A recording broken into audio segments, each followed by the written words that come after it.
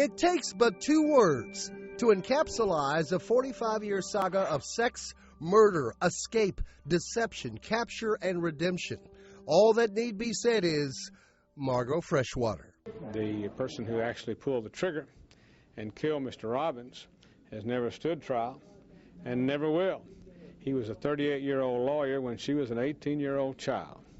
And the justice has been turned upside down in this case. In as stunning a turnaround as the August release of the infamous West Memphis 3, and ironically accepting a similar plea agreement offered by Shelby County prosecutors, 63-year-old Margot Freshwater pleaded guilty on Friday to first-degree murder in the 1966 death of store clerk Hillman Robbins. In doing so, she tentatively accepted a 25-year prison sentence. Ms. Freshwater entered a best interest plea under a U.S. Supreme Court case called North Carolina v. Alford. It was agreed that she would get credit for all time served, and that if for whatever reason the Tennessee Department of Corrections does not honor the court's judgment, she'll be able to withdraw her plea. We anticipate, once all of her sentencing credits are calculated by the Department of Corrections, that she'll be released in the next few days. The judgment to accept Freshwater's plea was granted by Shelby County Criminal Court Judge Otis Higgs. After escaping prison in 1970, Freshwater was on the lam for 32 years, living undetected as a mother and housewife in Ohio.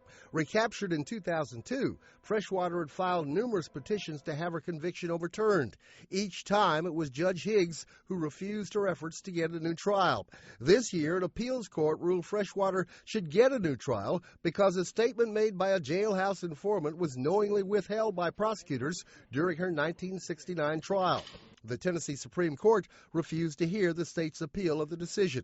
Earlier this year, Fox 13's Jill Monier spoke with prosecutor John Campbell about the difficulties of mounting a new case against Freshwater after decades. Besides the fact that most of the people involved in the original case are dead, Campbell admitted some trepidation over potentially having to call Freshwater's former lover Glenn Nash to testify, especially since Nash was deemed mentally incompetent to stand trial for Robbins' murder and 2 others the pair allegedly committed in Florida and Mississippi. But if he testifies, obviously you're dealing with his recollections at the time of the offense are going to have to be put in light of the fact that he was insane at the time of the offense, according to every expert that looked at him. Johnson, who's been on the Freshwater defense team for a decade himself, says his client never lost hope her freedom would be restored. She has been very stoic and very faithful in knowing that it would be in God's time.